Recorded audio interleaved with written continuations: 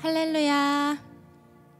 사랑하는 코람데오 공동체 여러분, 한 주간도 행복하게 걱정 없이 예수님과 동행하며 살아내셨는지요? 우리 오랜만에 이렇게 주변에 계신 분들과 인사했으면 좋겠습니다. 함께 예배함이 기쁨입니다.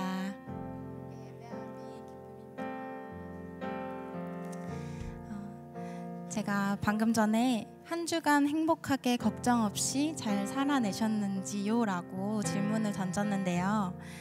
사실 삶을 살아가다 보면은 걱정 없이 또 아무런 갈등 없이 살 수 없는 부분들이 참 많은 것 같아요.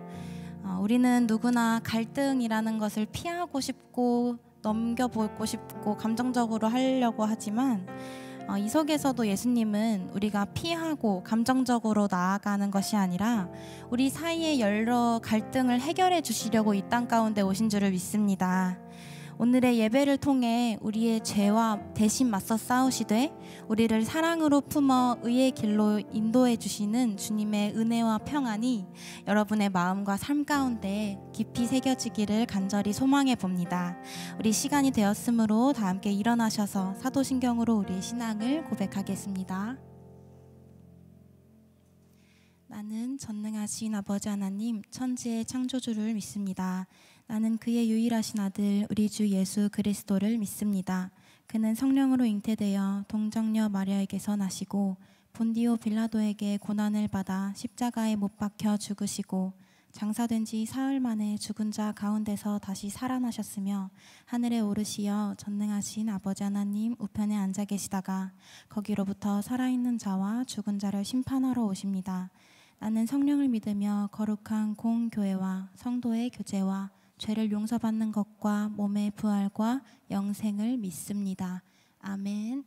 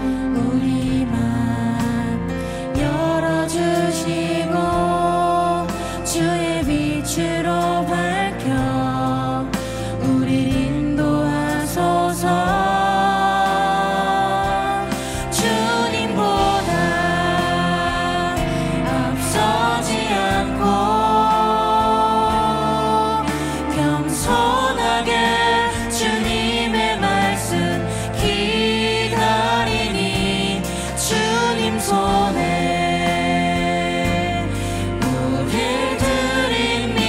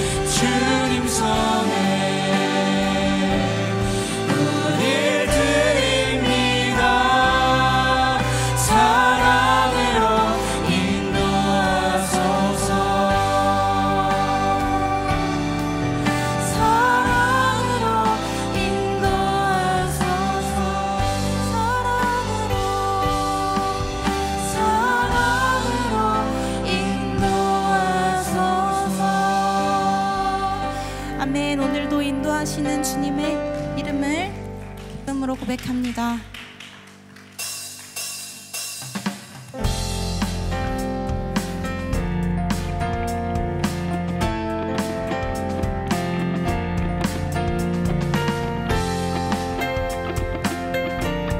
이 시간 주님의 음성에 귀 기울이며 고백합시다. 주님의 음성에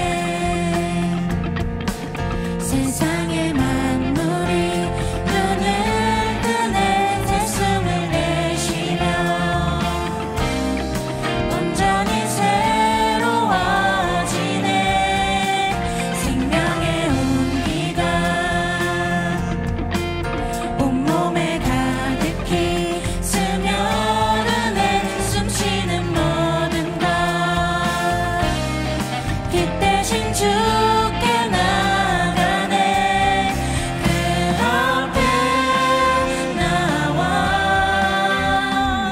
어둠을 벗어버리니 주님의 사랑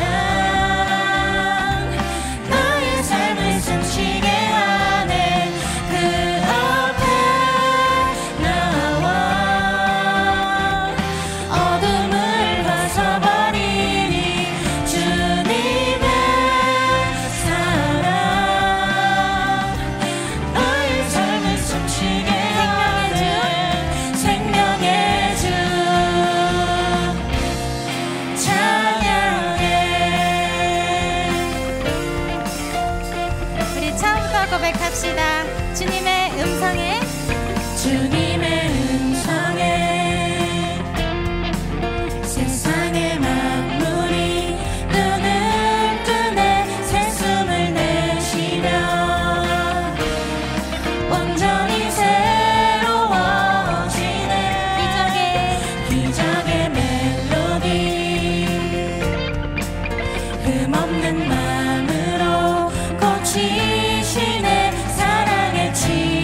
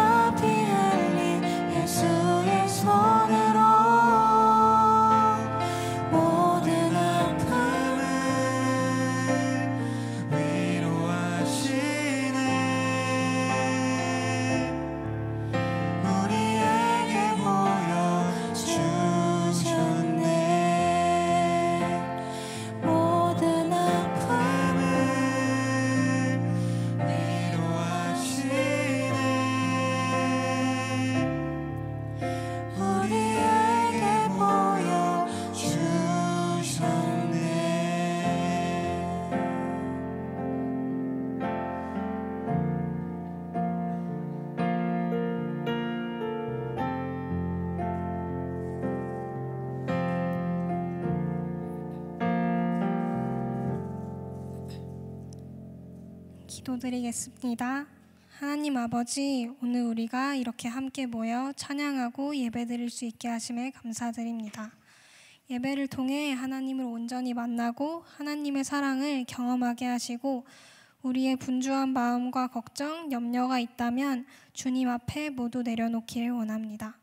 삶 속에서 해결하기 어려운 문제와 상처들, 고민들을 안고 이 자리에 나온 이들이 있다면 위로와 나아갈 힘을 주시고 하나님에 대한 열정이 다시 회복될 수 있도록 그들의 마음을 붙들어 함께 해주세요. 예배를 위해 기도합니다. 말씀 전하시는 목사님을 통해 하나님의 음성을 듣게 하시고 알매서 삶으로라는 주제처럼 우리가 하나님의 말씀을 아는 것에서 그치지 않고 삶으로 적용하여 각자의 삶에서 주님의 선한 영향력을 끼치는 자가 되도록 우리의 마음과 행동을 변화시켜 주세요.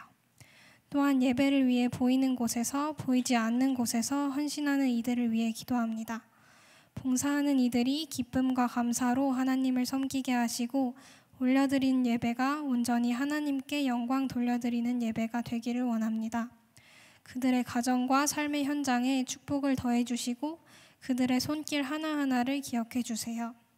하나님, 오늘 우리가 드리는 예배가 형식적인 예배가 아닌 하나님과 깊이 교제하고 우리의 다친 마음이 변화하는 예배가 되길 간절히 소망합니다. 예배 가운데 친히 임재하여 주시고 청년부 코람데오 공동체가 서로 함께함으로써 기쁨과 슬픔을 나누고 하나님 안에서 더욱 성장해가는 공동체가 되기를 기도합니다. 감사드리며 예수님의 이름으로 기도드립니다.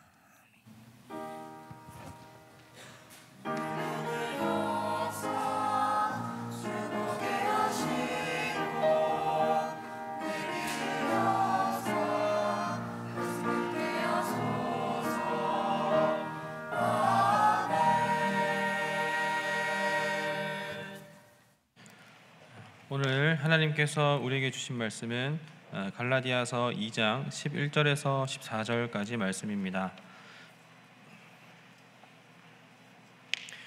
갈라디아서 2장 11절에서 14절까지 말씀입니다.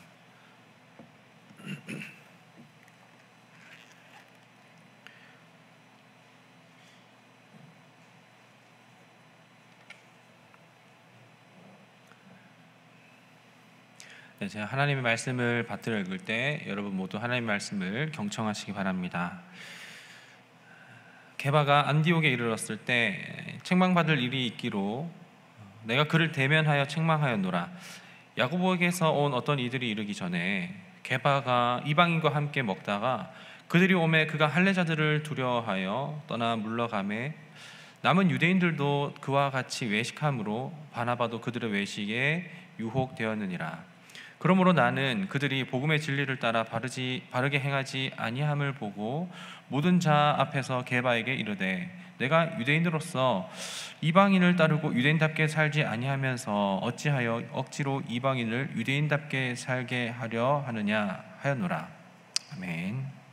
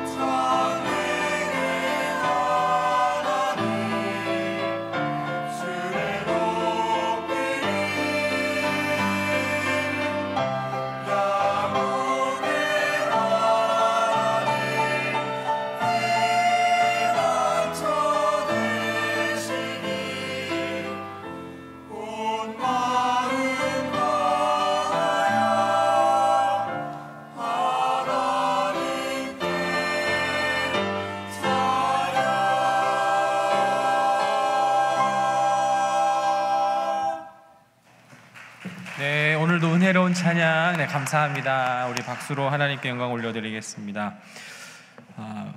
함께 기도하도록 하겠습니다. 우리의 재물이시오, 우리의 진정한 재산이시며 주 예수보다 더 귀한 것은 없다는 우리의 믿음의 고백의 대상이신, 그야말로 우리의 전부이신 하나님, 주께서 우리의 모든 것이 되어주시기에 우리가 주 안에서 우리에게 주어진 모든 것들을 또 직면하고 대면할 수 있게 하여 주셔서 정말 감사합니다. 때때로 우리는 우리 힘과 우리의 능력으로 홀로서기를 하려고 하지만, 그러나 그럴 때마다 공허함과 그리고 텅 빈 마음으로 또 실패로 오직 주님을 다시 바라보는 우리 삶의 반복된 여정들을 보게 됩니다. 그러면서도 불구하고 우리를 한없이 사랑하시는 그 주의 은혜 아래 감사하는 마음과 또 고백의 마음으로 주 앞에 귀한 예물 드린 여러 손길들이 있습니다. 하나님, 그 믿음의 고백을 주님 귀하게 여기시고 또 받으시고 또 그들이 얼마나 언제나 하나님 안에 거할 수 있도록 하나님 날마다 한량없는 은혜와 그리고 믿음의 확신 더하여 주옵소서. 우리가 날마다 주 안에 있다는 것을 늘 기억하게 하시고 그에 감사하는 마음으로 주께 헌신된 삶을 이어갈 수 있도록 하나님 함께 하여 주옵소서. 오늘도 큰 은혜 베푸실 것을 또 감사드리며 예수님의 이름으로 기도드립니다. 아멘. 네, 우리 이제 옆에 앞뒤 좌우에 계신 분들과 인사하겠습니다. 안녕하세요. 반갑습니다. 잘 오셨습니다. 감사합니다. 네.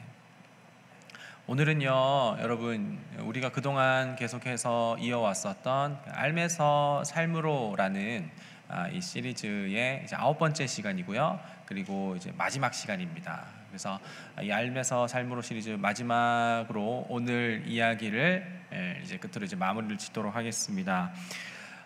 팀 켈러라든지 아니면 팀 체스터라든지, 이 두 사람은 그 형제는 아닙니다. 그냥 이름이 이제 팀이 이제 중복되는 것밖에 없는데, 아니면 제프 벤더스텔트라든지 뭐 아니면은 싱클레어 퍼거슨이라든지, 이제 제가 말씀드린 이 모든 사람들은 이제 개혁주의적이고 굉장히 그 개혁주의의 신학에 정직하게 헌신한 사람들이거든요. 근데 이제 이 목회자들이, 이 신학자들이 이제 한결같이 입을 모아서 하는 말이 있다면 그건 뭐냐면, 복음은 새신자에게나 아니면 비그리스도인에게만 필요한 것이 아니라 신자에게도 필요한 것이 복음이다라고 이야기를 하고요. 그리고 또 어떤 이야기를 하냐면, 복음은 기독교 입문으로서 이제 새가족 공부할 때만 필요한 것이 아니라 그야말로 그리스도인의 인생 전 영역에서 늘 알아가고 배워야 하고 들어야 할 것이 바로 복음이다라고 이야기를 합니다. 그러니까 여러분, 우리가 복음이라는 것을 이제 알게 됐을 때, 여러분, 우리는 복음이 뭐냐면 우리가 해야 할 일이 아니라 그리스도께서 우리를 위해서 하신 일을 복음이라고 했잖아요. 그러면은 주님께서 날 위해서 십자가에서 달리시고 죽으시고 다시 사셨구나, 그리고 우리가 그 안에 있으면은 영원한 생명을 얻는구나라는 것을 알고 나서 그 다음에 우리의 행동으로 이어지는 것은 자연스러운 일이긴 한데, 근데 그 행동을 가지고 내가 뭘 함으로써 하나님께 기쁘게 하고, 내가 뭘 함으로써 하나님께 영광되게 하고, 그러나 우린 또 실수할 때마다 그럼 나는 어떤 행동을 통해서 하나님께 만회해야 하지? 라고 하면서 복음의 능력을 덜 의지하고 내 능력과 내 의지를 더 의지하는 경우가 있어요. 그렇죠? 이때 우리는 복음의 확장선을 통해서 하나님의 거룩하심에 대한 인식이 축소되고, 그리고 나의 죄에 대한 심각한 죄성도 축소시키는 그런 교만을 우리가 범하게 된다라고 얘기했습니다. 여러분, 우리는요, 복음을 알게 되면 그 복음을 아는 만큼이나 단순히 머리로만 있는 것이 아니라 그것이 삶으로 이어지게끔 되어 있는데, 그래서 여러분, 우리는요, 늘 성경을 통해서 복음이 뭘 말하고 그 복음이 우리에게 어떤 능력을 주는지를 상기해야 합니다. 그래서 지난주에는 그런 얘기를 했었죠. 복음은 우리가 뭘 해야 하는지에 대해서 말할 뿐만 아니라 뭘 할 수 있는 능력까지도 준다고요. 그러니까 지난주에는 용서에 대한 이야기를 했었죠. 그러니까 용서의 이야기를 비추어서 말하면 복음은 용서할 수 있는 방법을 알려줄 뿐만 아니라 용서할 수 있는 능력까지도 준다고요. 이게 무슨 말입니까? 내 능력과 그리고 내 힘, 내 감정으로는 용서하기가 너무 어렵지만, 그러나 그 능력까지도, 내 능력은 안 되지만 복음의 능력으로 할 수 있다라는 것입니다. 이게 어떻게 가능한가요? 이거는 내 안에 있는 내 마음이 아니라 하나님의 마음을 가지고서 기꺼이 그렇게 할 수 있도록 한다는 것이죠. 그리고 그 하나님의 마음은 어떻게 이루어졌습니까? 그리스도를 통해서요. 그래서 그리스도께서 우리를 위하여서 하신 그 일들을 알고 묵상할 때마다 우리는 그것을 믿고 감사하는 마음으로 하게 된다라는 것이죠. 여기에 대해서 여러분, 그러면은 예수님께서 뭘 하셨는데요? 자꾸 이렇게 십자가에서 달리셨는데 그걸 뭐 어쩌라고요? 라고 이렇게 생각하시는 분들이 있을지 모르겠습니다. 와닿을 수 있는 예화일런지 모르겠지만 간단한 예화 이거 마저 하고 이제 본론으로 넘어가도록 하겠습니다. 저는요 2008년도에 이제 대학에 입학했습니다. 그러니까 08학번이죠. 08학번 때 이제 제가 이제 막 핫했던 노트북은 뭐였었냐면 LG의 X노트라는 노트북이 있습니다. 아세요? LG의 X노트라는 노트북을 사면 2기가짜리 USB도 줬어요. 뭐 어쨌든 저는 이제 새롭게 학업을 시작하면서 그렇게 부모님께 노트북 필요하다, 대학생들 다 노트북 갖고 다닌다 이렇게 했는데, 저희 집은 그렇게 썩 잘 사는 편은 아닙니다. 지금도 그렇고요. 근데 부모님께서 저에게 이제 노트북을 이제 마련을 해주셨어요. 그리고 나서 이제 졸업할 때쯤 알았는데 그 노트북이 이제 엄마 아버지의 이제 결혼 반지를 팔아서 그 돈으로 저한테 사주셨던 거였더라고요. 불쌍하죠, 저. 불쌍하진 않죠. 감사하더라고요. 감사할 뿐만 아니라 민망하더라고요. 그러면서 저는 그동안 그 노트북으로 때로는 피파도 했었지만 이거는 피파를 할 게 아니구나. 내가 이걸로는 적어도 하나님의 영광과 그 부모님께 효도하는 마음으로 써야지, 나의 일탈과 그리고 나의 어떤 쾌락과 나의 어떤 그런 개인적인 마음을 위해 쓰면 안 되겠다라는 것이 들고, 적어도 그 노트북을 이렇게 대하는 태도가 달라지게 되는 거잖아요. 그리고 부모님의 마음을 또 새롭게 더 알아가면서 그 마음을 또 배우는 거잖아요. 마찬가지입니다. 예수님께서 십자가에서 돌아가서 죽으셨지 우리를 위해, 이 정도만 아는 것은 약간 그냥 사실에 기반한 팩트이긴 하지만, 똑같은 말인가요? 사실과 팩트는 똑같은 말이죠. 그렇지만 우리가 그리스도께서 십자가에서 달리신 그 일이 우리에게 얼마나 깊은 의미인지를 우리가 알아가면 알아갈수록 우리는 자연스럽게 행동이 변한다는 것이죠. 그래서 저는 늘 예수님께서 우리를 위해 죽으신 이유, 일과 그리고 사신 일에 대해서 여러 가지 좀 관점으로 또 이렇게 말씀을 드리기도 하죠. 그래서 우리는 복음을 알아가는 것, 듣는 것은요 매주 들어야 되고, 그 매주 듣는 만큼이나 우리는 그 마음이 당연히 삶으로 교정된다라는 것을 이야기하는 것입니다. 그래서 이번 시리즈는 이제 알면서 삶으로라는 시리즈입니다. 오늘 우리가 마지막으로 볼 주제는 무엇이냐면 갈등입니다. 이 갈등이라는 것은 굉장히 좀 우리 삶 가운데 좀 피할 수 없는 일이기도 하죠. 그리고 사실 지난주 이야기도 그랬지만 지난주는 용서입니다. 용서라는 주제와 그리고 오늘의 갈등이라는 주제는 우리에게 있어서는 썩 달갑지 않은 주제입니다. 너무 어렵고 깨름직하고 그리고 피하고 싶고 듣지 않고 싶은 주제입니다. 왜냐하면 용서하라라는 것은 너무나도 부담스러운 명령이고, 갈등에 대해서도 뻔한 얘기겠죠. 갈등을 해소하고 그 사람과 사귀라 뭐 이런 얘기를 할 텐데 그건 가능하지 않으니까, 그래서 좀 듣기 싫은 설교일 수도 있겠습니다. 뭐 짧게 하겠지만 그러나 이것들은 이제 용서에 대한 이야기도 갈등에 대한 이야기도 결국은 문제는 뭐예요? 서로 간의 어떤 마찰과 소음과 그리고 어떤 트러블이 있었기 때문에 발생하는 것 아니겠습니까? 그리고 그것은 해결한다는 것은 무엇이냐면 하나님께서 천지를 창조하셨을 때에 선하게 목적하고 세우신 그 질서로 회복된다는 것을 이야기를 하는 것이잖아요. 그래서 우리는 이 갈등의 문제를 해결하는 것은 그냥 단순히 이제 우리 삶 가운데 있는 어떤 문제 의식을 갖고 해결하는 것뿐만 아니라 우리 하나님의 형상으로서 하나님의 나라를 회복해가는 과정이다라는 것을 생각하시고, 그 회복은요 우리의 노력으로 되는 건 아니고 그리스도께서 모두 다 이루셨다라는 것을 기억하면서 들으시면 될 것 같습니다. 근데 이 갈등도 우리가 이제 내적 갈등이 있습니다. 그렇죠. 내적 갈등으로는 뭐 짜장면을 먹을지 짬뽕을 먹을지 이런 갈등이죠. 사실 이거는 뭐 내적 갈등이기도 하지만 뭐 때로는 쉽게는 이제 뭐 선택 장애라고 이야기를 할 수도 있죠. 뭐 아니면은 이제 이쪽으로 갈지 저쪽으로 갈지, 이 사람을 만날지 저 사람을 만날지, 그런 내적 갈등 우리에게 충분히 있을 수 있습니다. 그러나 이런 문제는 우리 가운데에서 그냥 어느 정도 해소가 가능하다면 우리에게 진짜 중요한 것, 그리고 우리에게 너무 힘들어하는 것은 뭐냐면 외적 갈등이죠. 그러니까 사람과의 관계에서 일어나는 여러 가지 이야기들, 일들, 그것이 우리에게 너무 우리를 힘들게 한다 말입니다. 함께 복음을 알아가고, 여러분들과 함께 복음을 여러분들과 알아가고, 특별히 이제 좀 소그룹 모임이라든지 아니면 이제 토요일 날 이제 양육을 하거든요. 주중에도 하지만 그때 이제 복음을 같이 공부하고 알아가면서 이렇게 하다 보면 반드시 들어오는 질문이 있어요. 뭐냐면 목사님, 일단 알겠습니다. 그리스도의 복음을 우리가 묵상하면 그러면은 그분의 마음이 온유하고 겸손하기 때문에 우리의 마음도 온유해지고 겸손해지고, 그분은 끝까지 참으셨기 때문에 그럼 우리도 끝까지 참아야 되는 건 알겠습니다. 근데 이건 뭐 언제까지 끝까지 참아야 돼요? 라고 이렇게 이야기를 하는 거죠. 때로는 어떤 사람도 이렇게 이야기합니다. 그거는요 그냥 너무 현실적이지 않고 괴리감이 있는 이야기인 것 같아요. 오늘날 우리의 이야기는 아니고 저 멀리 있는 이야기일 뿐인 것 같아요 라고 말하는 사람도 있죠. 예, 저는 그거에 대해서 공감하지 않는 것은 아닙니다. 너무 공감하기는 해요. 그러나 우리가 그 가운데에서 실제로 그것을 그냥 우리 삶에 와닿는 것, 적용해야 될 부분들이 아니라 복음은 복음이고 내 삶은 내 삶이고 라고 이렇게 선을 긋고 생각하다 보면 우리의 삶은 결국에는 변하진 않을 겁니다.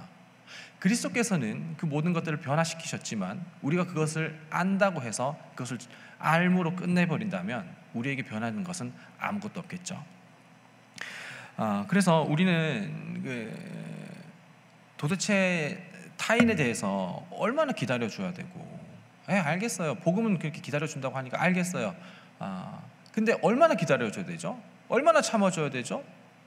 그냥 나는 바보 멍청이까지 그냥 헤헤헤 웃고 있으면 되는 건가요? 라고 이렇게 질문한 사람들이 있었습니다. 저도 처음엔 이제 복음 묵상하면서 그랬죠. 하지만 우리는 이런 갈등을 가운데에서 단순히 나는 복음의 사람이야 라고 하면서 참아야 돼, 기다려야 돼 라고, 사랑해줘야 돼 라고만 이야기하지는 않을 겁니다. 한번 생각해 보시면 좋겠습니다. 이 갈등이 일어나는 문제에 대해서 이 갈등이 일어나는 이유에 대해서 여러 가지 이야기가 있긴 하겠지만 그 이유가 있겠죠. 왜 갈등이 일어나는지. 근데 이 갈등이 일어나는 이유에는 궁극적으로는 자기가 지키고 싶어하는 무언가가 있다라는 것을 알게 될 겁니다. 그러니까 이제 갈등이 일어날 때, 너와 나 사이 갈등이 일어날 때 각자마다 지키고 싶은 것이 있어서 그런 거예요. 그래서 그걸 오늘 본문을 통해서 한번 보려고 하는데, 첫 번째로는 우리가 지키고 싶어하는 것에 대해서 간단하게 이야기하겠습니다. 그리고 두 번째로는 우리가 진짜 지켜야 할 것에 대해서 이야기하겠습니다. 그리고 마지막으로는 공감하며 맞서는 법에 대해서 이야기하겠습니다. 우리가 지금 원래 지키고 싶어하는 것들, 그 다음에는 사실 우리가 진짜 지켜야 할 것들, 그리고 그 지켰을 때에 우리는 어떻게 공감하고 맞설 수 있는지에 대해서 얘기하겠습니다. 오늘 본문을 보면요, 유대인들이 이야기가 나옵니다. 오늘 우리는 갈라디아서 2장을 읽었는데, 갈라디아서 내용 전체가 뭐냐면 다른 복음에 대한 바울의 거룩한 분노로 인해서 이렇게 쓰여진 이야기입니다. 그러니까 갈라디아 지역에 있는 교회에서는 예수 그리스도의 복음이 아니라 그것 아닌 다른 복음을 받아들이고 있었고, 거기에 대해서 바울은 굉장히 불쾌해하면서 다른 복음을 없나니 다른 복음을 전하는 자마다 저주를 받을지어다 라고 이렇게 강경하게 입장을 태도하며 이제 갈라디아서를 쓰죠. 유대인 가운데 어떤 이들이 있었냐면 유대인들은 사실상 선민의식이 있었습니다. 자기들은 선택된 민족이라는 거죠. 그래서 자기들은 선택받았고 그리고 자기들에게는 율법이 주어졌다라고 생각을 하는 겁니다. 그리고 그 율법대로 사는 것, 그리고 그 율법을 지키는 것은 하나님께서 우리를 택하신 이유이고, 또한 우리가 그 율법을 지키는 것만이 하나님께서 우리에게 구원을 베푸신다라고 생각을 해서요, 유대인들은요 이제 모세 율법을 정말 자기 생명을 지키는 것보다 훨씬 더 열심히 지켰습니다. 그리고 그 지킨 것에 대해서 굉장히 만족감을 느꼈어요. 그리고 자기들이 그런 걸 지켜가면서 야, 내가 이만큼 지켰다, 너희들도 그리스도인 되려면 우리가 하는 것도 같이 해야 된다라고 이렇게 이야기를 하는 거죠. 그러니까 모세 율법에는 여러 가지 율법이 있기는 한데 그 중에 이제 대표적으로 하나는 무엇이냐면 이제 할례 문제일 겁니다. 아마 교회에 처음 오시거나 아니면은 이제 기독교에 대해서 이제 막 알아가려고 하시는 분들은 할례가 뭔지 모르실 수도 있습니다. 이 할례는 무엇이냐면 이제 창세기 2장 이제 아브라함 이야기가 나오면서 하나님께서 맺으신 언약의 이야기인데, 이 할례는 이제 남성의 이제 성기의 포피를 이제 자르는 행위를 통해서 하나님께서 이제 그들의 민족과 그들의 이제 백성을 언약 백성 삼겠다는 하나님의 일종의 언약입니다. 그래서 이제 유대인들은 그렇게 태어나면 이제 난지 8일 만에 이제 할례를 이제 행하게 됐었죠. 그리고 이것이 그냥 표징인데, 근데 이게 표징이라는 것은 뭐냐면 이미 이루어진 구원에 대해서, 약속에 대해서 우리가 얻었다라는 것인데, 이게 뒤바뀌어가지고 이 할례를 받은 자만이 구원을 받는다, 이게 나중에 이제 변질된 거예요. 그래서 유대파 그리스도인들이요, 헬라파, 그러니까 이방인들, 유대인들이 아닌 다른 이제 나라 사람들한테도 그리스도인인데 너희들도 구원받으려면, 그리스도인 되려면 우리처럼 할례 받아야 된다, 이런 거를 이제 막 강조를 했었던 거였죠. 그러니까 여기 가운데에서 여러 가지 또 이해관계가 생기고 갈등의 문제가 생기기도 했었습니다. 그리고 유대 사람들은요, 자기들이 이제 선민의식이 엄청 강했었고, 그리고 율법 지키는 것이 이제 보통 힘든 일이 아니잖아요. 근데 그 율법을 굉장히 잘 지켰다 보니까 거기에 대한 어떤 자의식이 굉장히 또 높았었고, 그러지 못한 사람들에 대해서도 정죄하는 게 엄청 심했었어요. 이게 이제 그런 어떤 문화와 어떤 태도에 대해서 굉장히 좀 다른 단어 생각이 안 나서 빡세가지고 굉장히 빡세게 이렇게 해가지고, 그래서 그걸 어기는 사람들에 대해서는 굉장히 좀 조심스러운 태도를 보일 수밖에 없었습니다.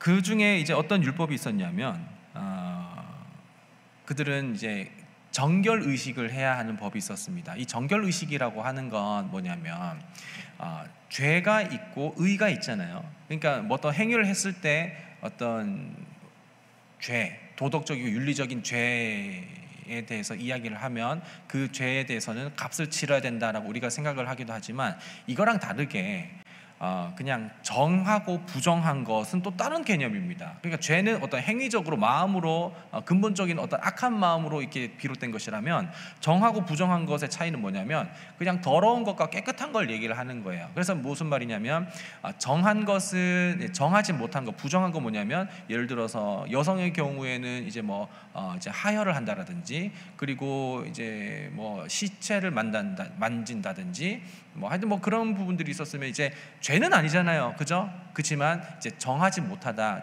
부정하다라고 해서, 그래서 이제 정함을 위해서 또 정결 의식을 해야 되는 그런 어떤 의식들도 있었어요.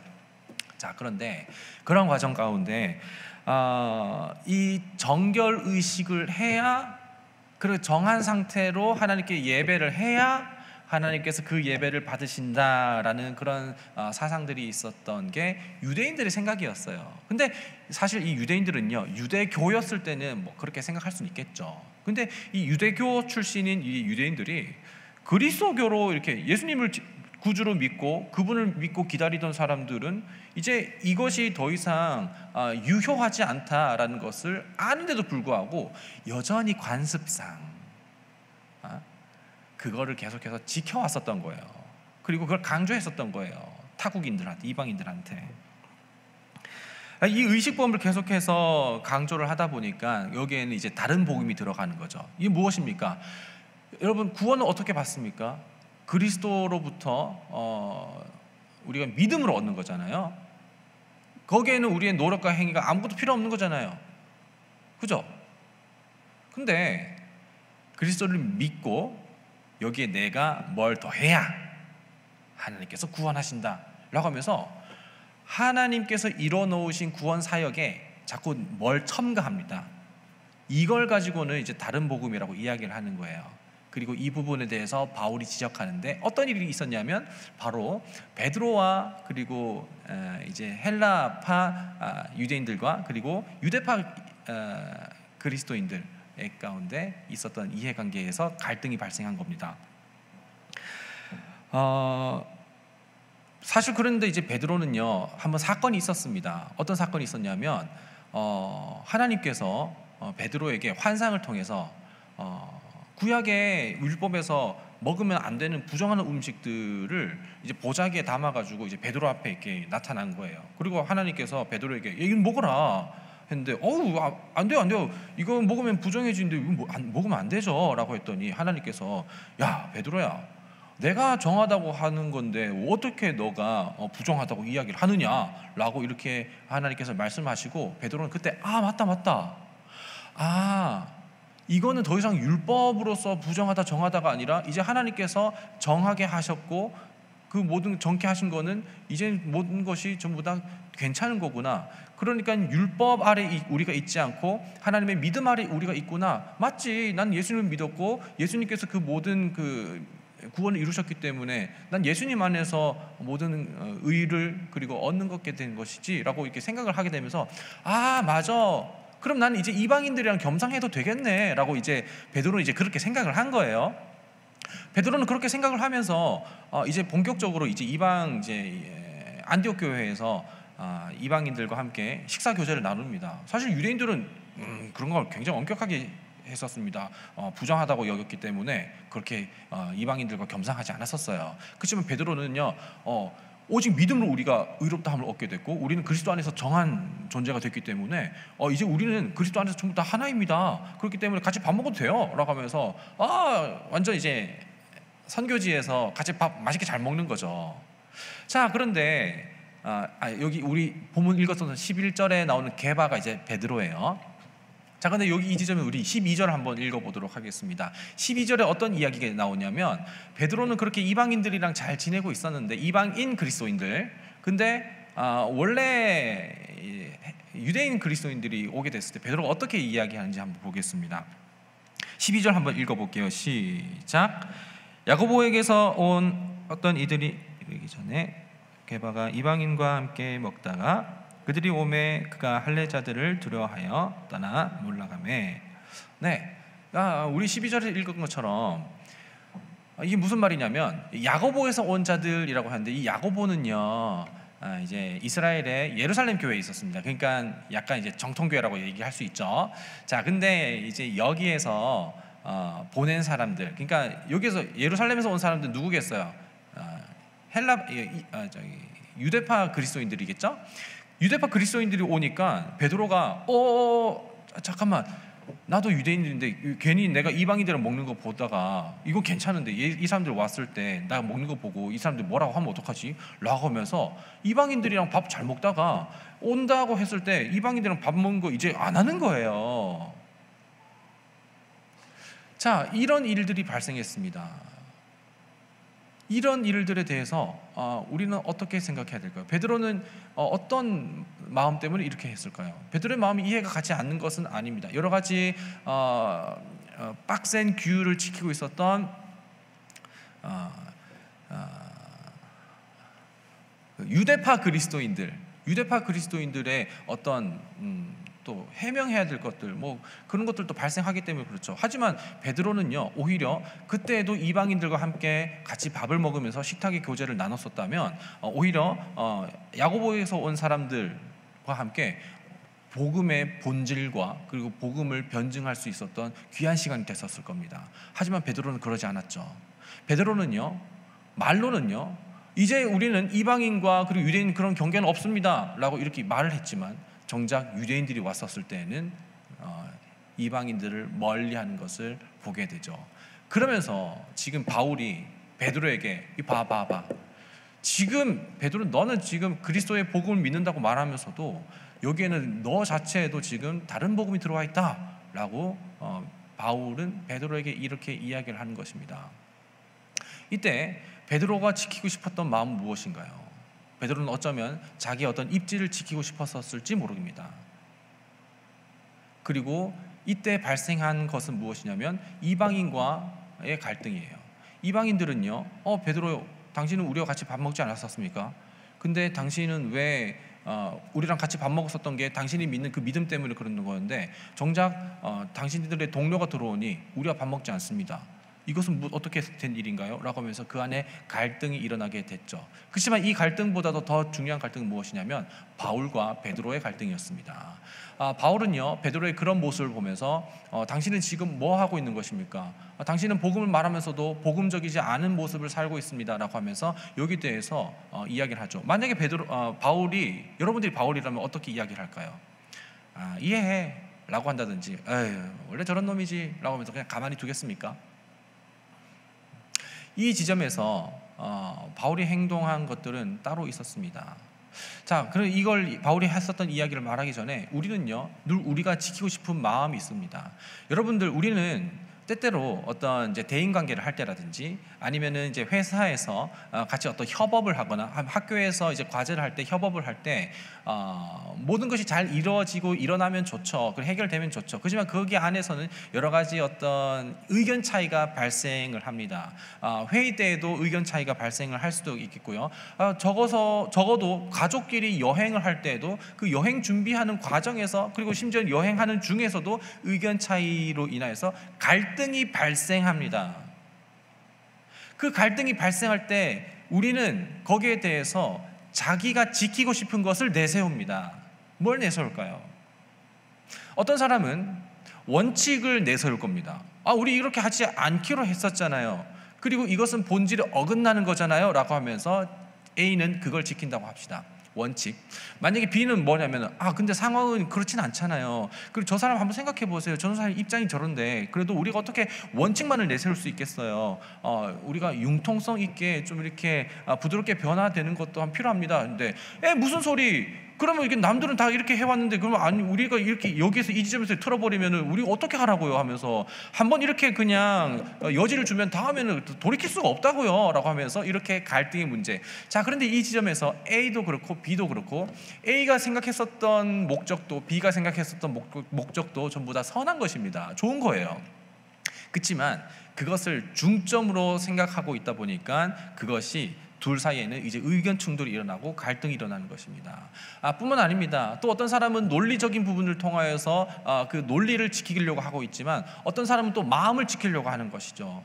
그러면서 그냥 완전 이제 MBTI 이제 성격 유형 중에는 T 같은 사람들은 그냥 사실에 입각하여서 그 모든 것들을 그냥 이해하고 공감하려고 하는 것이지만 F 같은 경우에는 조금 더 감각적인 부분들을 통하여서 모든 것들을 좀 섬세하게 살펴보려고 하고 거기에 깊은 이해와 공감을 하려고 하는 것. 둘 다 공감의 차이긴 하지만 방법의 차이가 있기 때문에 또한 여기에서 또 갈등이 생기기도 하죠. 여기에 대해서 우리가 또 여러 가지 좀 지키고자 하는 여러 가지들이 또 있지 않겠습니까? 우리의 자존심도 지키려고 하고 있고요. 아니면 나의 어떤 입지를 지키려고 하는 것도 있고요. 아니면 나의 어떤 미래를 지키려고 하는 것도 있고요. 여러분 한번 갈등이 최근에 일어났었던 적을 생각해 보면서 싸움과 다툼이 일어났었던 적 혹은 마음이 상했었던 적을 한번 떠올려 보시기 바랍니다. 그리고 그때에 나는 뭘 지키려고 했었는지를 한번 생각해 보시기 바랍니다. 우리는요, 우리가 지키고자 하는 것, 그것을 지키기 위해서 우리는 그 갈등이 발생했다라는 것을 알 수 있게 되는 것이죠. 자, 여기 이 부분에 대해서 우리가 이제 이 시리즈를 할 때 복음 중심 삶이라는 교재를 통해서 제가 거의 카피하다시피 설교문을 준비해서 이렇게 전한다고 이제 말씀을 드렸었잖아요. 근데 여기 이제 로버트 슌이라는 이제 사람이 이제 이 책에서 뭐라고 이야기했냐면 이 이제 갈등이 갈등이라는 일이 발생했었을 때 이 갈등에 대해서 두 가지 측면 유형으로 나타난다라고 이야기합니다. 이제 이 갈등에 대해서 하나는 이제 공격형으로 나타난다는 것이고 또 하나는 회피형으로 나타난다라는 것입니다. 자, 그러면 이제 갈등이 일어났을 때 공격형은 어떻게 반응하는지에 대해서 보겠습니다. 공격형은요, 자신이 이제 분노하고 또 불만을 표시를 합니다. 그리고 경로하면서 자기 주장을 펼치게 되는 것이죠. 그리고 이 갈등의 문제를 싸움으로 생각해서, 그래서 자기가 처음에 애초에 주장했었던 그 주장을 끝까지 밀고 나가면서 싸우기 위해서 그 갈등을 계속해서 유지하는 사람도 있다라는 것이고, 아니면은 갈등의 원인과 문제를 파헤치기 위해서 변호사처럼 앞에 앉아놓고 일로 와봐, 일단 앉아봐봐, 이거 여기서부터 왜 이래 됐어? 라고 하면서 굉장히 사람을 이렇게 막 심리적으로 막 이렇게 옥죄는 거죠. 이게 공격형이라는 겁니다. 그리고 또 공격형의 특징은 뭐냐면 상대방을 이제 사랑하는 것보다 논쟁에서 이기는 게 더 중요하다는 겁니다. 그래서 이 갈등은요, 사실 상대방과의 마음을 이제 조율하기 위해서 해소할 수 있는 거긴 하지만 그냥 이겨서 해소하려고 하는 거죠. 내가 옳다, 내가 맞다라는 것을 입증함으로써 이 갈등을 해소하려고 하는 거죠. 이 공격형의 특징이라는 겁니다. 그리고 설령 나로 인해서 시작된 논쟁이라 하더라도 그 모든 탓은 상대방에게로 돌리는 것이 이 갈등에 대해서 공격적인 사람에 대해 나타나는 반응이라는 겁니다. 혹시 여러분 여기 공격형에 대해서 좀 이렇게 뜨끔하는 분이 계신지 있나요? 서로가 서로 이렇게 가리키고 있는 분이 있는데, 네, 그냥 자기 자신이라고 생각하시면 됩니다. 자, 여기에 대해서 회피형도 있습니다. 회피형도 설명을 드릴게요. 어떤 갈등이 일어났을 때 갈등을 무시하거나 피하고 논쟁해야 할 때면 침묵하고, 여러분 이것만큼 답답한 거 없습니다. 지금 빨리 문제를 해결해야 되는데 이야기를 통해서 풀어가야 되지 않겠습니까? 근데 자꾸 딴 데 봐요. 아무 말도 안 해요. 입 꼭 딱 하고 있어요. 그리고 냉담하고 소극적인 반응을 보이면서 전혀 그러니까 이제 3자의 입장에서는 이 갈등을 해결하거나 이 갈등에 대해서 적극적으로 좀 임하려고 하는 마음 자체가 없는 것처럼 보여요. 이 회피형이죠. 그리고 이제 회피형 당사자는요, 분노와 불만 또 있지만 굉장히 최대한 억누릅니다. 왜냐하면 나도 할 말은 있다. 할 말은 있지만 내가 입을 연다? 그럼 끝장을 보는 거거든. 그래서 나는 더 큰 대의를 위해서, 평화를 위해서 침묵을 하는 거야 라고 하면서, 내가 말하면 어떻게 되는지 알아? 하지만 내가 말하지 않는 거야. 피곤해 라고 하면서 입을 꾹 닫는 거죠. 회피형입니다. 그리고 이 회피형의 특징은 뭐냐면 이런 이야기를 자주 한다는 건데, 하나는 뭐냐면 지금 그 얘기 꼭 해야 돼, 지금 이 상황에서? 라고 이야기한다라든지, 아니면 그게 지금 그렇게 중요해? 라고 이렇게 이야기한다라든지, 뭐 이런 이야기를 하면서 그 갈등의 주요 이슈를 피하려고 한다는 거죠. 그리고 싸워서 이기는 것보다도 차라리 그냥 싸움을 피하는 게 더 낫다고 생각하는 겁니다. 그러니까 싸움을 어떤 물리적인 그리고 감정적인 소모가 있다고 하더라도, 소모전이라 하더라도 이기는 게 중요한 게 공격형이라면, 그런 소모는 너무 아까워. 그냥 차라리 문제 해결되지 않는다 하더라도 그냥 안 싸우는 게 내 마음과 내 감정을 지키는 거에 최선이야 라고 생각하면서 그냥 안 싸워버리는 거죠. 그리고 숨을 돌릴 공간을 찾아서 논쟁의 자리를 떠나고 안아버린 겁니다. 그러니까 그 갈등의 당사자인데도. 자, 여러분 여기에서 회피적인 분들은 계신가요? 보통 아무래도 좀 소심하거나 소극적이거나 그런 분들이 여기에 해당될 겁니다. 그리고 저는 이 모든 것들을 다 읽어봤을 때 저는 그냥 다 제 얘기 같더라고요. 무슨 말이냐면 상황에 따라서 저는 공격형이 되기도 하고, 그러니까 아마 자신 있는 부분, 자신 있는 영역에 대해서, 자신 없는 영역에 대해서나 아니면 상대방 보면서 저는 약강 강약인 걸 봤습니다. 나는 쓰레기구나, 나는 약한 사람에게는 강하고 강한 사람에게는 약하구나 라는 것을 전 스스로 봤어요. 제가 그런 놈입니다. 아마도 여러분들도 아마 그런 지키고자 하는 것을 지키기 위해서, 회피형은 뭘 지키겠습니까? 내 감정을 지킵니다. 내 감정을 지키기 위해서는 그 갈등을 피하려고 하죠. 그리고 공격형의 사람들은 내 자존심을 지켜야 됩니다. 그래서 그 갈등을 어떻게든 이기려고 하는 것이죠. 그리고 우리는 각자가 그 모든 영역에서 내가 지키고자 하는 것을 지키려고 공격하거나 아니면 회피하거나 그렇게로 우리는 살아가고 있습니다. 두 번째로 넘어가겠습니다. 하지만 우리가 지켜야 할 것은 따로 있습니다. 우리가 지켜야 할 것은 무엇입니까? 오늘 본문을 통해서 이제 바울이 어떻게 했는지를 보면 좋겠는데, 바울은요 이 갈등에 대해서 베드로만 따로 불러서 이야기한다든지, 아니면은 막 베드로에게 감정적으로 한다든지, 아니면은 갈라디아 교회는 그냥 끝났다, 그래서 못 본 체 하자 그러면서 이렇게 그냥 간다든지 그렇게 하지 않았었습니다. 바울은 어떻게 했냐면 모든 사람들이 있는 앞에서, 그러니까 이제 헬라파 유대인들도 있었고, 그리고 이제 유대파 그리스도인들도 있었고, 그리고 당사자인 베드로도 있었죠. 그러면서 그 모든 사람들이 있는 곳에서 바울은 이야기를 했습니다. 자, 그러면 바울 너무한 거 아니에요? 베드로한테 망신 주는 거 아니에요? 라고 이렇게 생각할 수도 있지만, 사실상 바울은요 베드로를 공격한 것은 아니었습니다. 근데 여기 계신 분들 중에 그게 무슨 베드로 공격한 게 아니에요, 베드로가 한 행위 통해서 일어난 이슈이기 때문에 그 베드로한테 얘기한 거 맞죠? 라고 하지만 바울은요 정확하게 베드로에게 어떤 감정을 품고 인신 공격을 한 것이 아니라 오히려 굉장히 객관적으로 그 이야기의 중심된 내용을 가지고 이야기를 했었던 거였죠. 그게 무엇이냐면 바로 복음을 지키는 것이었습니다. 우리는요 우리의 자존심을 지키고, 우리의 시간을 지키고, 우리의 감정을 지키고, 그리고 우리의 미래를 지키고, 내 과거에 해왔었던 행적을 지키고, 그리고 나의 지금 평판을 지키는 것이 우리가 지키는 것이지만, 우리가 진짜 지켜야 할 것은 무엇이냐면 복음입니다.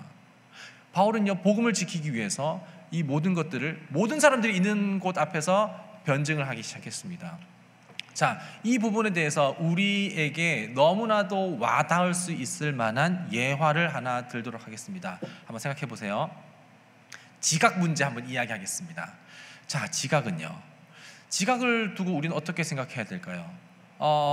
복음의 사람, 이제 막 복음을 듣는 사람이 있습니다. 그리고 그 복음의 사람은 복음은 상대방을 정죄하는 것이 아니라 상대방을 사랑하는 것이지, 알겠어 라고 이렇게 있는데, 맨날 늦어요. 그 사람이 복음을 품고 있는 마음에 있는 사람이 이렇게 맨날 일찍 나와서 이렇게 준비하고 있습니다. 근데 저 녀석은 맨날 늦어요. 그러면 늦는 사람을 향해서 이제 이 사람이 A가 이제 오는 거죠. 목사님, 어떻게 해야 돼요? 진짜 계속 끝까지 참아줘야 돼요? 라고 이렇게 묻는 거죠. 하지만 이 부분에 대해서 바울은 어떻게 했냐면 모든 사람이 있는 곳에서 공개적으로 베드로가 잘못한 부분들에 대해서 이야기를 하기 시작했다는 거죠. 그렇지만 거기에 대해서 베드로에 대해서 아까도 거듭 말씀드렸지만 베드로 자체에 대해서 이야기하지는 않았어요. 그리고 바울 자체도 그 마음 깊은 곳에는 베드로에 대한 지적이나 베드로에 대한 어떤 감정이나 그리고 자기가 어떤 의롭다라는 것을 내세우기 위해서 한 것이 아니라, 바울은 그야말로 진짜 담백하게 복음을 수호하고 복음을 지키기 위해서 모든 사람들이 알아들을 수 있게 복음을 변증했었던 거였죠. 그렇다면 우리는 이 지각 문제에서 어떻게 할 수 있을까요? 아마도 우리는요 이 사람이 지각한 것에 대해서 그 사람이 있는 그 자리에서 모르겠습니다. 가혹할 수 있을지 모르겠습니다. 근데 우리는 상황에 따라서 해보긴 해야겠죠. 사람에 따라서 다르긴 해야겠지만 우리는 이렇게 지각하면 이렇게 조금 딜레이 되는 것도 있다. 그렇지만 이렇게 지각을 하면 뭐 다른 사람들은 이렇게 좀 일찍 온 사람들은 기운 빠지고 짐 빠지지 않겠느냐. 그리고 사실 근데 우리는 사실 살다 보면 그렇게 또 다 이렇게 또 지각 한 번씩 하지 않느냐. 그래서 우리 좀 지각하지 않도록 좀 우리 안에서의 어떤 좀 제도도 만들고 분위기도 나가고 그리고 우리가 진짜 이 모임의 그 진정 의미를 우리가 한번 생각해보자라고 하면서 여러 가지 좀 부드러운 방법으로 이렇게 다시 한번 그 제도와 그 분위기를 다시 한번 활성화할 수 있지 않겠습니까? 바울은요 이 지점에서 특히나 복음에 대한 부분이었기 때문에 그 복음을 이제 수호하고자 거기에 대해서 모든 사람들이 있는 앞에서 복음에 대한 이야기를 전했었던 거였습니다. 그리고 바울은요, 자기의 어떤 사리 사욕을 하려고 했었던 것 아니었고 자기 방어를 위해서 했었던 것도 아니었습니다. 바울은요, 너희들이 지금 이방인들과 그리고 유대인들과 같이 겸상하니 많이 하는 것은 그것은 그리스도의 복음을 거부하는 것이다. 그리스도께서는 우리 가운데 가까이 오셨고 그리고 그분은 우리와 함께 먹기를 주저하지 않으셨고 그리고 그분은 우리보다 더 낮은 곳까지 나아가셨다라고 하면서 복음을 바울이 변증했었던 거였죠. 우리가 지켜야 할 것은 복음입니다. 여러분, 복음은요, 여기서 제가 더 따로 이야기하지는 않겠습니다. 매주 복음에 대해서 이야기를 했었기 때문에 여러분들 안에서도 어느 정도 여러분들의 언어로 정리가 되어 있을 거라고 생각합니다. 복음을 기억하면 우리는 상대방을 사랑하게 될 겁니다. 이해하려고 할 것입니다. 그리고 그 마음에 참여하려고 하겠죠. 그렇지만 그럼에도 불구하고 그냥 그대로 두지는 않을 겁니다. 상황을 개선하려고 하겠죠. 여기에 대해서 복음이 이야기하는 것이 있습니다. 복음은요, 무엇을 이야기하냐면 상대방을 있는 그대로 사랑하지만 있는 그대로 두지는 않는다고요. 아까 지각 이야기를 곁들여서 얘기해 볼까요? 복음은요, 지각하는 사람 그 모습 그대로 사랑합니다. 안 지각해야 사랑하는 것이 아닙니다. 지각해도 지각하는 모습 그대로 사랑합니다. 그렇지만 지각하지 않도록 그대로 내버려 두지 않고 일찍 올 수 있도록 그 사람을 개선시키고자 한다라는 것이죠. 그리고 여기에 마음의 정서는 무엇이냐면 자기 방어나 자기 사리 사욕이 아니라 그 사람을 사랑하는 마음으로 한다라는 것입니다. 이것이 어떻게 가능합니까? 그리스도께서 하셨습니다. 세 번째로 넘어가겠습니다. 그럼 예수님께서는 어떻게 하셨습니까? 그분은 우리와 함께 공감하고 맞서는 방식으로 하셨습니다. 그분은 그냥 단순히 율법만 주시고 저기 높은 곳에 있는 발코니에서 너 그렇게 하면 안 돼, 그쪽으로 가지 말고 이쪽으로 가 라고 이렇게 말씀하지 않으셨습니다. 그분은 우리와 같아지기 위해서 이 땅 가운데 내려오셨죠. 이 땅 가운데 내려오실 때 그분은 완전한 그리고 능력 충만한 모습, 그러니까 신으로 오진 않으셨습니다.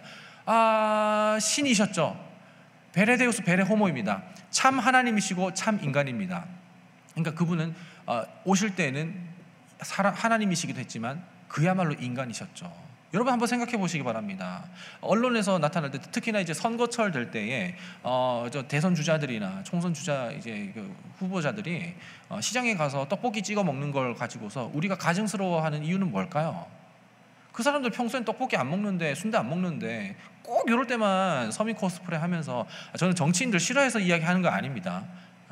그냥 이제 예를 드는 건데, 그렇게 하니까 우리가 가증스러워 하잖아요.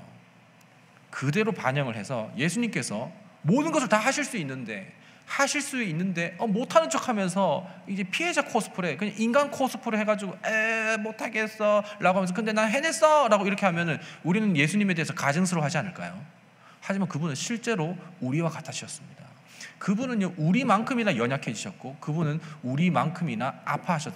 그분은 그야말로 사람으로 오셨습니다. 하나님인데요. 어떻게 그렇게 오실 수 있죠? 그분 우리를 사랑해서입니다. 얼마나 사랑해서입니까? 여러분 집에 혹시 앵무새 키우시나요? 혹시 집에 뱀이나 도마뱀이나 아니면 고양이나 강아지 키우시나요? 그리고 사랑하십니까? 그러면 여러분들은 앵무새가 되거나 도마뱀이 되고 싶은 용기가 있습니까? 도마뱀과 이야기하고 싶어서 아니면 우리 부목사님들 중에 도마뱀 키우는 부목사님들이 있어가지고, 아니면 이제 고양이 키우고 있는 반려견이나 반려묘와 대화하고 싶어서 여러분들은 고양이가 되고 싶은 마음이 있었습니까? 없습니다. 근데 그리스도께서는요 우리와 같아지기 위해서, 우리와 공감하기 위해서 우리 가운데 오신 분입니다. 우리와 함께 오셨죠. 그리고 우리가 겪는 그 모든 것들을 전부 다 겪으셨습니다. 세상에 어떤 신이, 다른 종교 한번 찾아보세요. 세상에 그 어떤 신이 코스프레 느낌으로 서민 가운데 간 게 아니라 리얼로 서민이 된 것을 보셨냐 말입니다. 그리스도께서 그렇게 하셨습니다. 그분은 우리 가운데 오셔서 우리와 같아지셨고, 그래서 우리와 같아지셨기 때문에 우리가 겪는 그 모든 것들은 다 아십니다. 그분은 우리를 공감하시죠. 그분은 낮은 곳으로 오셨습니다. 우리 가운데 오셨죠. 하지만 그분은 우리와 같아지셨지만 우리와는 다른 분이었습니다. 그분 우리 가운데 오시면서 우리 대신 우리가 해야 할, 그리고 우리가 순종해야 할, 그러나 우리가 순종하지 못한 그 모든 율법을 그분은 다 지키셨습니다. 그분은 우리가 해야 할 그 모든 것들을 다 지키셨습니다. 그 율법은 사실 모세의 율법으로서 우리 가운데 주어진 것이었는데, 근데 그것은 아무도 지키는 사람이 없었고, 근데 그걸 지키신, 유일하게 지키신 그리스도께서 그 모든 것을 지키신 후에 이제 너희들은 율법을 지킬 필요가 없다. 구원받기 위해 율법을 지킬 필요가 없다. 율법을 다 지킨 나를 보라 라고 말씀하셨습니다. 자, 그러면 율법 왜 필요해요? 라고 묻는 분들에게 이야기하겠습니다. 그 율법을 지킴으로 우리는 하나님을 더 사랑할 수 있기 때문에 그런 것이죠. 우리는 구원받기 위해서 율법을 지키는 것은 아닙니다. 그러나 구원받았다면 우리는 율법을 지킴으로 그분을 사랑할 수 있을 것입니다. 예를 들어 보겠습니다. 여러분들 가운데 연애하는 분들 계시죠? 연애하는 분들 중에 이제 연애를 하면서 남자와 여자들 가운데 상호 이게 약속을 할 거 아니에요. 예를 들어서 우리 일주일에 한 번씩은 데이트 꼭 해야 돼. 그리고 나랑 통화할 때는 게임 하지 마. 게임 안 보여도 다 보여. 약간 이런 거 있잖아요. 이거 율법입니다. 그리고 상대방을 정말 사랑한다면 일주일에 한 번뿐만 아니라 그 이상도 데이트하고 싶겠고, 그리고 상대방을 정말 사랑한다면 게임하면서 통화하는 것이 아니라 게임을 종료하고 가능한 일입니까? 모르겠습니다. 근데 게임을 종료하고 통화에 전념하겠죠. 사랑한다면 이 율법은 사랑으로 실천할 수 있습니다. 근데 권태로울 때는 이 율법이 너무나도 지겹습니다. 그리고 이거를 내가 했으면 나는 그 사람에게 합당한 사랑의 반응을 했다고 생각합니다. 내가 이거 했잖아. 근데 넌 나를 왜 사랑 안 한다고 생각하니? 그냥 율법 지킴으로 사랑을 입증하려고 하는 것입니다. 아니에요. 사랑하기 때문에 그 율법에 순종하는 것이죠. 그리스도께서는 우리를 사랑하셔서 우리를 공감하셔서 우리 가운데 우리와 같아지셨고, 그리고 우리의 모든 것들을 전부 다 해결하셨고, 그리고 우리가 해야 할 그 모든 것들을 그분이 대신 다 하셨습니다. 그리고 그분은요, 율법을 지키라고 말씀하신 적이 없습니다. 그리스도께로 오라고 하셨죠. 내게로 나오라라고 하셨죠. 그리고 우리는 그리스도 안에 있으면 우리는 그분이 주신 율법도 사랑하게 됩니다. 순종하게 됩니다. 다시 갈등의 문제로 돌아오겠습니다. 우리는 이 갈등의 문제를요, 나를 지키는 것으로 생각하면 안 됩니다. 하나님과 우리 사이에는 원수가 되었습니다. 이 갈등의 문제를 그냥 그대로 놔두다면 우리는 죄의 삭은 사망이라 다 죽겠죠. 그렇지만 이 갈등의 문제를 해결하는 것은 무엇이냐면 자기 자신을 지키는 것이 아니라 관계를 지키는 거였습니다. 그리스도께서는 우리와의 관계를 지키기 위해 자기가 낮아지셨습니다.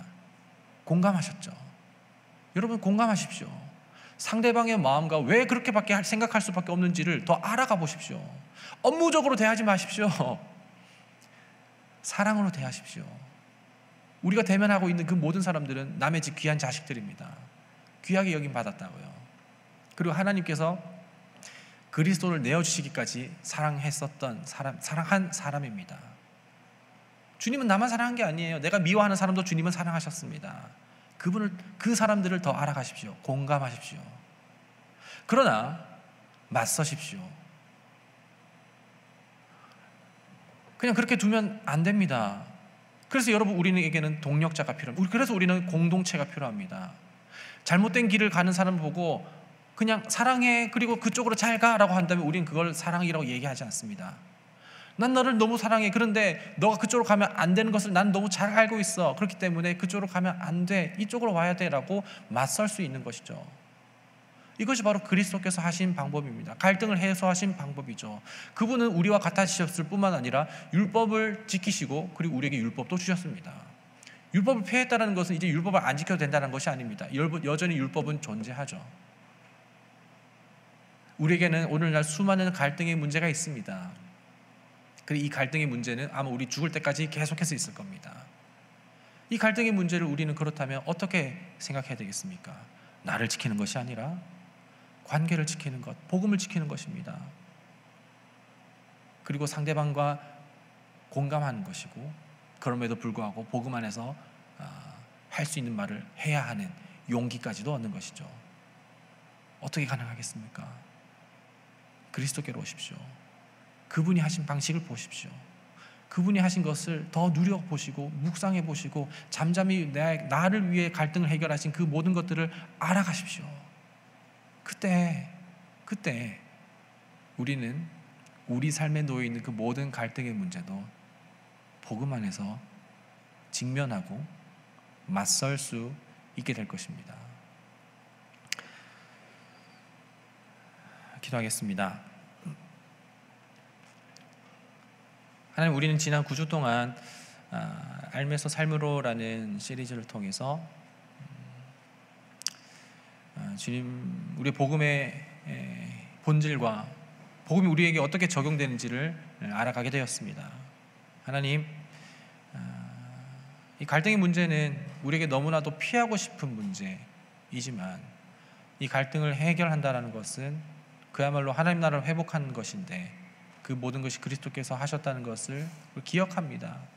이제 우리에게 맡겨진 그 소망, 그 사랑, 그 생명은 이제 우리가 그 갈등 앞에서 상대방을 사랑하면서 사랑하지만 있는 그대로 두지 않고 개선할 수 있도록 그 지침까지 줄 수 있는 그 사랑의 마음, 그것이 우리에게 소명으로 있다는 것을 기억하며 우리가 그 살아가야 할 이유를 알아가며 믿고 나아가게 하여 주옵소서.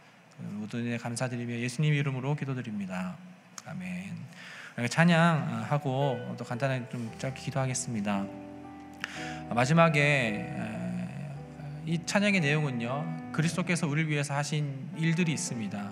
그리고 그 일들을 우리가 깊이 묵상하고 알아갈 때 이제 그 소망, 그 사랑, 그 생명, 아름답고 놀라운 그 십자가의 길, 우리가 이 땅에 살아갈 할 이유라고 사명까지 던지게 되죠. 아마도 이 찬양은요, 9가지의 시리즈의 9개의 모든 메시지를 축약한 것이라고 생각해도 될 겁니다. 왜냐하면 그 삶은 삶으로 이어지기 때문에 그렇죠. 주님, 이 시간 내가 이 찬양을 부를 때 내가 그 모든 것을 기억하며 실천할 수 있는 마음을 성령께서 허락하여 주옵소서. 그 마음으로 함께 찬양하며 나아가겠습니다. 이 세상 가장 아름다운 순종의 눈물, 온 세상 다시 빛나게 한 생명의 눈물, 그가 이 땅에 오신 이유 죽어야 살게 되고 져야만 승리하는 놀랍고 영원한 신비, 지으신 그대로 회복시킨 우리의 창조주 그리스도, 십자가의 길로 아버지 뜻 이루셨네. 그가 이 땅에 오신 이유, 이제 우리에게 맡겨진 그 소망, 그 사랑, 그 생명,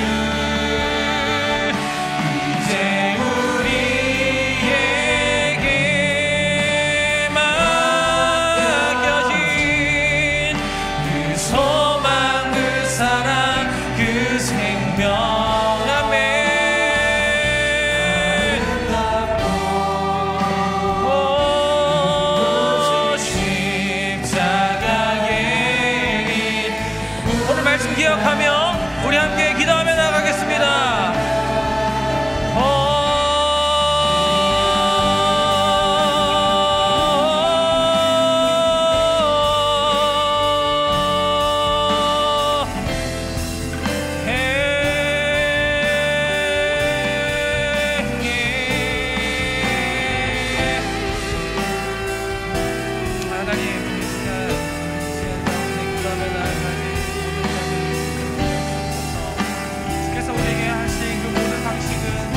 공감하는 것이고 또한 우리에게 맞서는 방식이었음을 기억하며 나아갑니다. 하나님, 우리가 이제 상대방을 초청하게 하시옵시고 이해하게 하시옵시고 우리가 모든 것들을 우리가 공감하며 말할 수 있는 용기도 허락하여 주옵소서.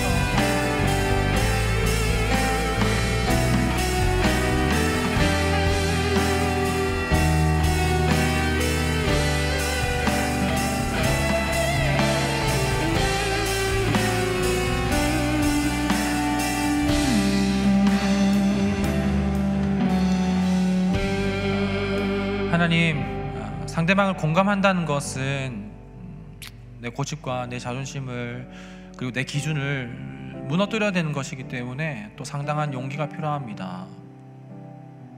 또 상대방에게 맞선다는 것은 또 해야 할 말을 해야 되기 때문에 혹여나 상대가 오해하지 않을까, 내가 너무 독선적이고 공격적인 사람으로 비춰지지 않을까, 또한 그런 노파심도 생기고 또 말하는 것 자체가 굉장히 또 두렵고 또 용기가 필요한 것이기도 합니다. 그러나 이 모든 것을 그리스도께서 우리를 위해서 하셨고 그 우리를 위해 낮아지셨고 또 우리에게 그렇게 살지 말라고 또한 먼저 본을 보이셨던 것을 기억합니다. 우리가 먼저 복음에 대한 마음을 품게 하시고 알아가게 하시고 갈등의 최종 목적지가 화해이고 관계라는 것을 생각하며 우리도 이 갈등을 대해서 상대방에 대해 공감하고 또한 한편으로는 맞서는 방식으로 그 이면에는 깊은 사랑으로 복음에 대한 확신으로 대할 수 있도록 그 마음을 성령께서 우리에게 충만케 하여 주옵소서. 그리스도의 영을 충만케 하여 주옵소서. 그래서 우리가 우리 공동체 안에서 삶의 자리에서 일어나는 여러 가지 소음과 마찰이 복음 안에서 해결되고 모든 것이 극복되는 능력 경험하게 하여 주옵소서. 감사드리며 예수님의 이름으로 기도드립니다. 아멘. 주 예수 그리스도의 은혜와 아버지 하나님의 크신 사랑과 성령의 교통하심이 우리 삶의 자리에서 많은 이들을 공감하고 또한 그렇게 살지 않도록 맞설 수 있는 용기를 구하는 여기 모인 예배자들과 예배자들의 삶 가운데 지금부터 영원토록 함께 계시기를 간절히 축원하옵나이다. 아멘.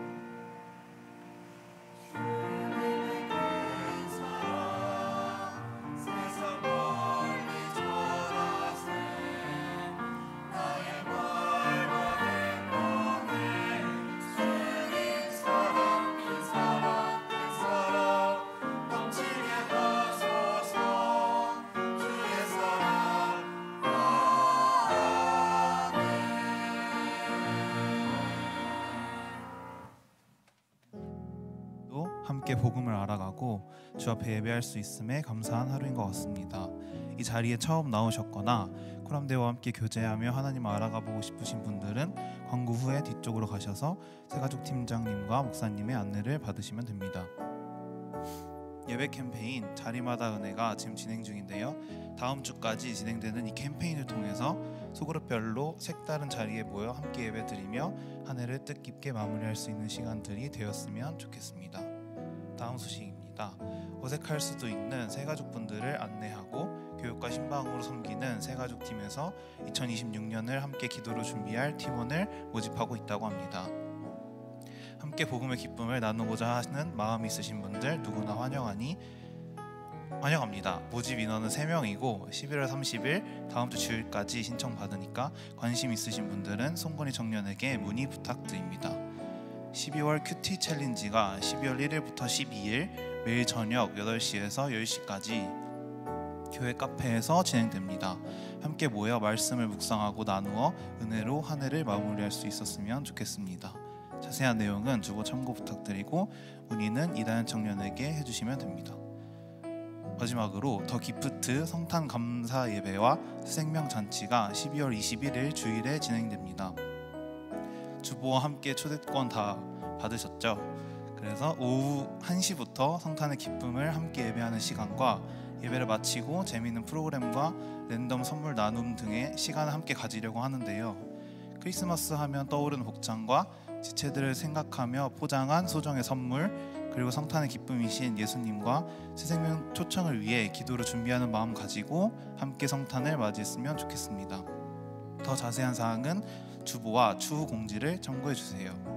오늘 준비한 소식은 여기까지고 한 달여 밖에 남지 않은 올해 모든 순간들에 하나님의 사랑이 우리의 삶 가운데 가득하길 축복하며 마무리하겠습니다.